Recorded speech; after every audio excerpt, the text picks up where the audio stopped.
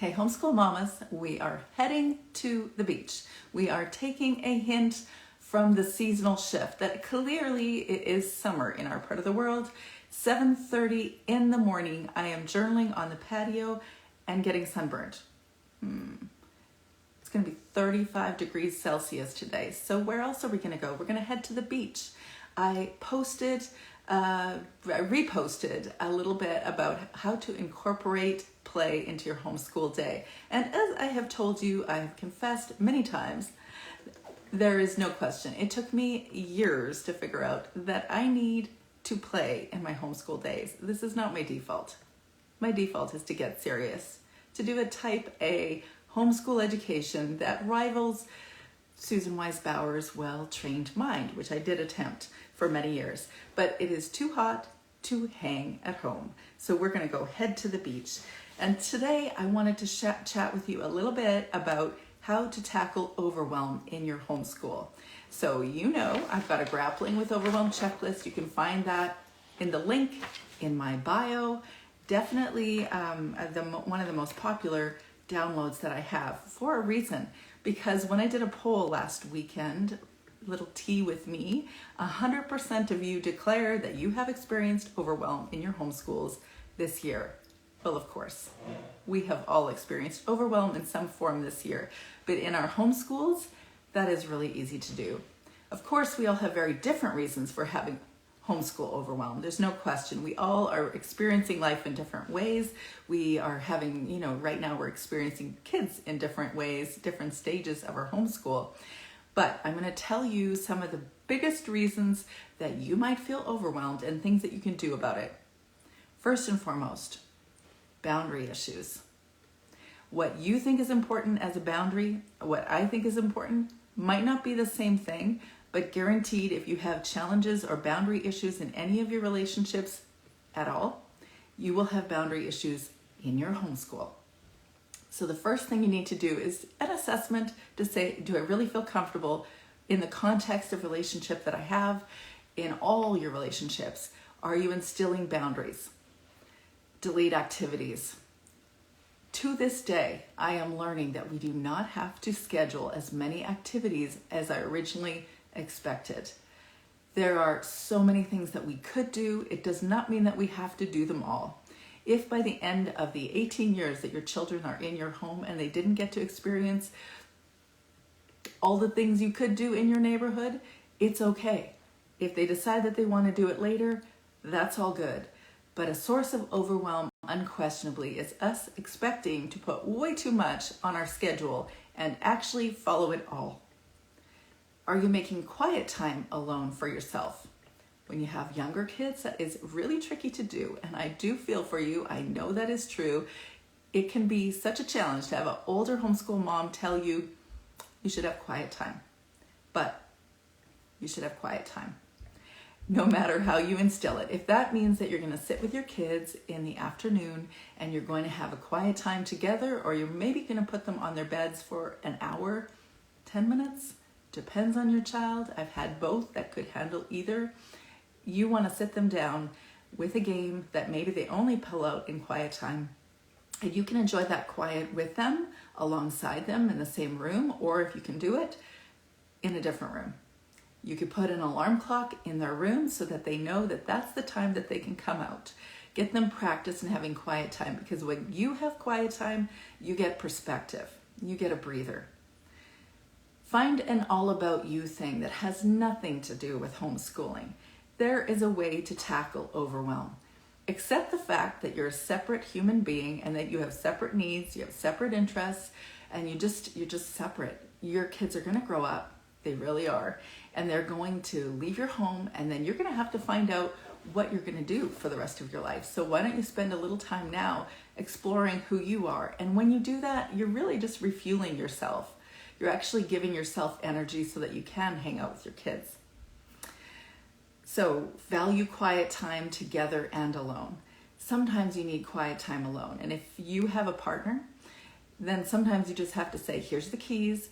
I am heading in another direction. I'm going to leave. I'm going to drive around the block. I'm going to drive to the local Starbucks and sit outside it. If you're under restriction still, you're going to sit outside it, turn on some music, grab your own cup of coffee from home, and enjoy the quiet. Or find a public park or place to walk, or you fill in the blank, but somehow getting away. It is challenging to do. And in the early years, when I spent my Wednesday afternoons, probably 2 hours in the evening actually, having a Starbucks latte and a scone, my mind was just whirling. I had so much stuff going on in there. I was expecting to really be at a quiet place by the end of 2 hours, but that didn't always happen because I was constantly thinking about, am I doing the right thing in my homeschool? And feeling that general sense of overwhelm. But gradually, it really did help to release all the thoughts that I had because I did a whole lot of journaling. And then by the end of probably within 4 or 5 years, I started to create a practice that really was a creative practice that really helped fuel me again. And it was about getting the fuel that I needed so that when I was with my kids, I was present with my kids, or at least more present with my kids more of the time. Focus on family harmony and happiness first, above the curriculum, above your routines, above all the educational things that you could do. We say it when we're the veteran homeschool mom saying to you, listen, it's your relationship with your child that's the most important. We say it because it's really true. At the end of your homeschool years, you'll discover that you spent too much time trying to focus on the educational aspects and not nearly as much time focusing on, are we in sync? Am I understanding you? Am I helping you to learn how to address your relational needs or your emotional climate, your emotional challenges, and figure out strategies to deal with that? Because that at a base is the most important thing that your kids will learn in your family before they head into adulthood. And also, it's overwhelming when there's a lot of energies, a lot of squabbling and arguing and conflict.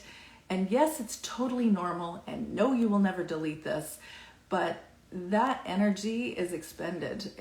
We are taken up by that kind of energy and get so preoccupied by it when we try to cover it over with something simple like, let's just go be distracted for a few minutes instead of actually really addressing what's going on in the relationships. Sometimes, though, it is useful also to say, we're not going to figure this all out today. It's not going to get figured out in the next month or 3 months. So sometimes you can take a breather. But the focus in your homeschool mostly needs to be on the family harmony and your happiness. Okay, maintain a morning routine. Yep, I didn't always maintain a morning routine when my kids were really little. In fact, my oldest would say, hey, I brought you a coffee to wake you up sometimes. So I know that this is a seasonal thing, but work towards creating a morning routine in your home, because when you have your feet on the floor and the kids are already talking to you, you know what that feels like? That's a hard place to stay if you're doing homeschool like that for years. So creating, even if it's just 15 minutes in the morning with a family or your own routine, and you're just collecting yourself, maybe you're spending some time in prayer or meditating or doing some stretching or writing or reading, whatever you're doing, just make sure that it's fueling you without the kids. And if you actually sleep with the kids because the kids are in that season of life, or you're exhausted because you've been up all night with them, then I'm not exactly speaking to you right now. That season will pass. It really will. I thought it never would either, but it really will. And then you'll realize that, oh wait, I do have a little bit of time alone. And starting your day like that and collecting yourself before you get going, before you start engaging the kids, again, it just sets you on the right track for the day. Biggest thing that you can do in dealing with overwhelm is actually recognize your overwhelm triggers. We don't all have the same reasons for overwhelm. We don't experience the kids squabbling the same way. You might be fine with it. You might not even hear it the way that I might have heard it. There's all sorts of different reasons why we can feel overwhelmed in our homeschools. Do you know why? So the goal probably is to really know for sure what the reasons are. There might be a bunch of reasons.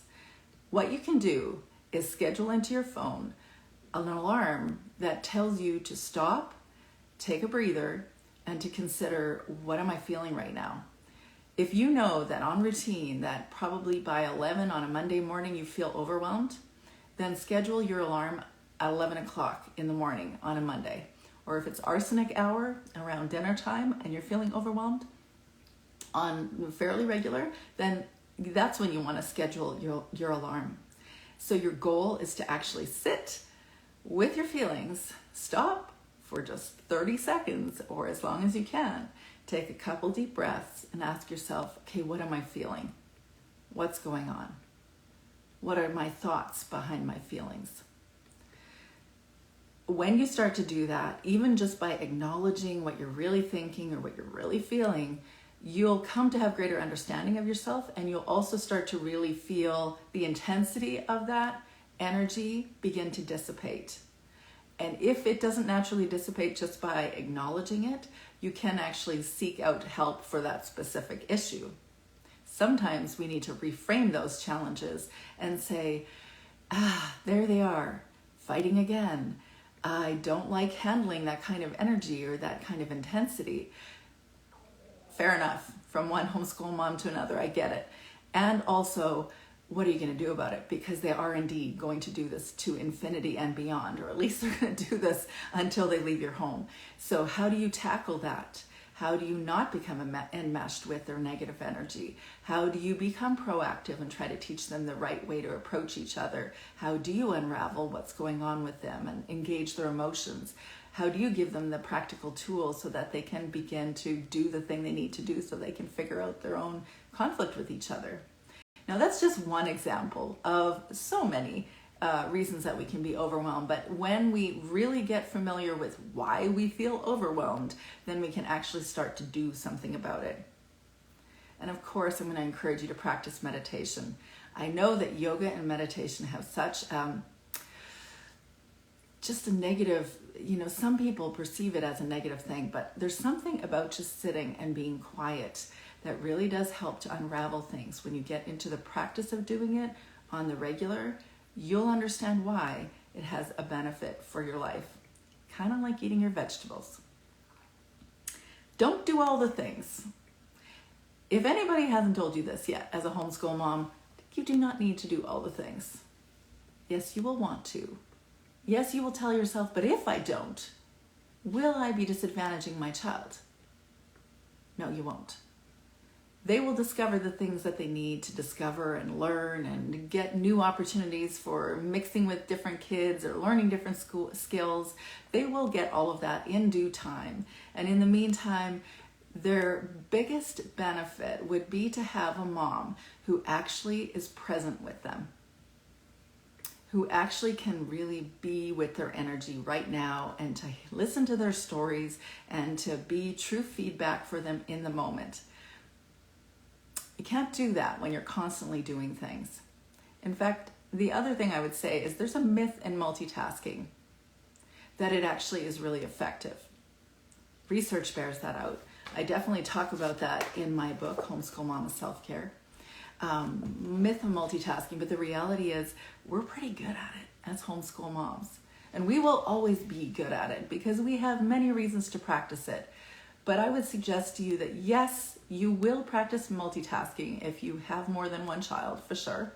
Even if you have one child, you'll find a way to practice multitasking. But being present is more powerful than multitasking and also more peaceful. Don't do all the things. Plan your plans. Don't expect to enact all the plans. Probably the most fun in homeschool planning is to actually put the plans together. But when you finish putting your plans together, recognize that you only have so many hours in the day, so much energy, and you're just not going to do all the plans. Plans are helpful for you to get a framework for how to engage your homeschool, but you do not need to put them all into practice.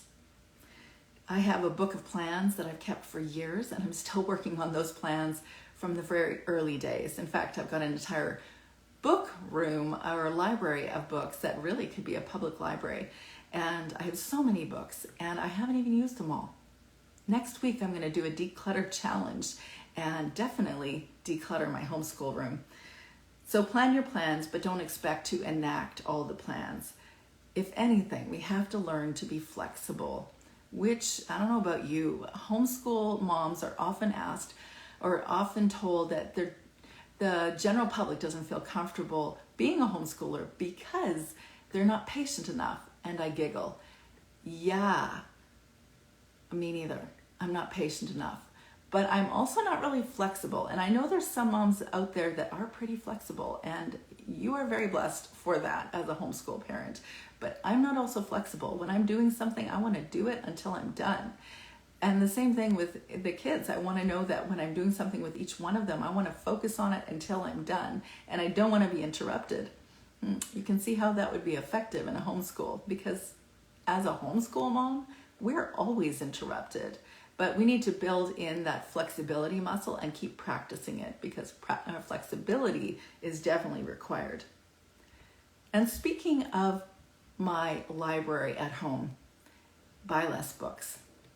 Really, 15 years in and I'm still using books that I didn't use from the beginning, that my first and second kids didn't even see, and my third and fourth kids didn't even see. I have yet to use some of them. You don't need to buy as much as you think you do. Recognize the kids' struggles aren't your struggles. I probably should have mentioned that a little bit earlier when I was talking about arguing or bickering, or really just even when they get older, they have different struggles that are even more challenging to deal with emotionally, that you look at them and say, oh, how can I rescue you out of this thing? Because that's what our homeschool moms' hearts are. We want to do everything for our kids. We definitely don't want them to be in pain or to be sad or be frustrated by something or experience a season of loneliness, or you fill in the blank. Except that our kids' struggles aren't our struggles. And though we are in our kids' lives for a reason, and we do indeed need to share things, the things that we've learned with them, we are not them. They are living lives alongside us, learning from us, learning from all the people around us, learning from circumstances around us, just like we are. But their actual struggles, their actual challenges are separate from us. And why do I say that in the context of a discussion on grappling with overwhelm? Because when we get really caught up in our kids' challenges and say, oh my goodness, what am I going to do about this one? All of our energy is invested in that direction. I would say stop, try to be as still and quiet as you can be. Be present with them in it, make them feel like you're with them in it, but you don't have to try to rescue. In fact, probably more is solved by doing less. Create a routine, not a schedule. You hear that everywhere for a reason. If you were like me and you created a schedule that started with an 8 o'clock bell, because what else would you do if you're a homeschool mom? Make school at home. The first thing I tell you is just let go of the school schedule. You don't have to create a school at home. I think it's a misnomer, the homeschool word. Everybody understands what it is, so I don't think we're going to change that word anytime fast. But to create a school at home, first, why? Like, why are we doing that? We don't need to put that kind of energy into an education. But I talk all about what is an education anyways on one of my podcast episodes. And if you hear me talk a lot, you'll know that I get pretty powered up, pretty excited about that conversation, because you're educating your kids, or you're enabling an education for your kids. You're helping them to expand their horizons, but you're really trying to help them discover who they are, what they're interested in, and get more resources so that they can actually learn more in ways that they actually need to learn. It's about a specific child. It's not about trying to create a system that works for a bunch of kids. Because I don't know about you, but I have yet to hear the mom that has 24 kids in her homeschool like a teacher in a classroom. Although, truth be told, I do know somebody that did have 13 kids. Okay, so alter your expectations. That's going to be something that we'll have to engage to infinity and beyond. Altering our expectations is a big key in releasing our sense of overwhelm in our homeschools. No question. Our expectations are wildly unrealistic most of the time, mostly of ourselves. Even in our homeschools, and maybe the books that we choose, and can we buy the right curriculum, or can we do the right thing by them for their education? But what about altering our expectations of ourselves?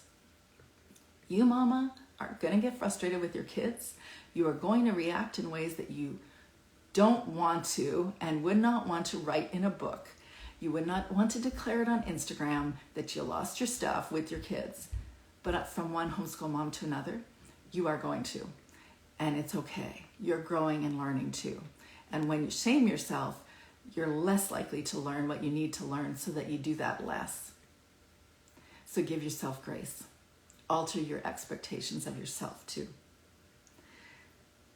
So I think that's about the sum of the things that I want to share with you today. If there's something that you think, hey, but I've got this other thing that's totally overwhelming me, then definitely add that. If you have any questions or comments right now, you're welcome to ask. And I've got this Grappling with Overwhelm checklist that you can find in the link in my bio. You can download that. I definitely talk about it in my book, The Homeschool Mama Self-Care. This is one of many challenges that I share about in my book. And have you seen the Homeschool Mama mini retreat? Because that just gives you a flavor of how I engage. But I am really excited to do this retreat with homeschool moms that really want to reimagine how they're showing up in their homeschools. Also, really make sure that they're clear on what their vision is for their homeschools, because how we think about homeschooling influences how we're actually doing it. And we sometimes decide that we want to do it a certain way, and then it doesn't practically bear out that way. So we're going to, in this retreat, we're going to spend time actually saying, hey, is my vision word for homeschooling really aligning with what I'm actually doing in my day-to-day? And we're going to also talk about all these challenging emotions, the ones that actually pertain to you. The ones that have pertained to me have definitely been perfectionism. Am I doing this good enough? Is it okay? Am I doing wrong by my kids? Is this whole homeschool thing, like, am I walking down the wrong path? Am I doing the wrong thing by my kids? You know, that doubt feeling. Obviously overwhelm, also anger. That's a tricky one. Or how about this year? A lot of people talk about loneliness, especially if they've joined homeschooling this year. What a year to join it. This has been a challenging year to connect in with anybody. So definitely a challenging year to create a community. We're going to talk about that. We're going to talk about this discussion of balance. We're going to talk about those days. How do we deal with those days? And let's see, I've got so many things. I just go check out the Homeschool Mama mini retreat that's in the link in my bio. And then next week, we're going to start the Homeschool Mama retreat. And that means that I'll have 4 individual hours virtually with you on 4 separate weeks after you've got a little bit of the retreat, and you get to go through that independently. That comes in video format, some audio format, a little bit of reading, and definitely a PDF journaling guide in all the ways that I think that we can best really explore what do we need, how do we want to show up in our homeschools, how do I address the real challenges that I have. I think the biggest tool that we can do is by actually stopping and spending time with ourselves. And personally, I find that it works best in journal format for us to actually write down our thoughts and get comfortable and familiar with who we are. And during the actual virtual time, I'm going to get deeper with you and ask you the questions that are going to get you thinking about, hey, does this apply to me? Or the discussion that we had, how do I go deeper in this and really address what's underneath here? Because sometimes we need someone to bounce something off of, and we don't quite know what it is that we're struggling with. We think we do until someone else, independent of us, that maybe isn't invested in our lives, will be able to give us perspective, or at least ask us questions to get us thinking about, is this applicable and what can I do about this? So the retreat starts next week, and it's for 4 weeks. You'll get personal online coaching, and of course I'm going to send you a copy, a signed copy of my book, Homeschool Mama Self-Care, Nurturing the Nurturer, and a self-care package, which is so fun. I just love putting it together, although I have to keep a few bags of Miss Vicky's potato chips on hand because I will eat them. And in the last package that I sent out to someone, their children almost ate the beautiful soap, the vegan soap that came along with it. So make sure you open it in your very quiet room. And also, of course, you're going to have lifetime access to all the updates, and I do update it because I want it to be pertinent to you. So though I can't do a real-time retreat yet, I will very soon when all of this, whatever's been going on this last year, starts to cool down and I can open my bed and breakfast again. Then I would love to have a real-time weekend retreat with you. If you've got any questions, please put them in the question or the comments down below, and I'm happy to answer. And I am going to go take a book to the beach with my kids, and they've made a picnic lunch, and I am just going to carpe diem the energy out of the summer. See this book? You gotta check this book out.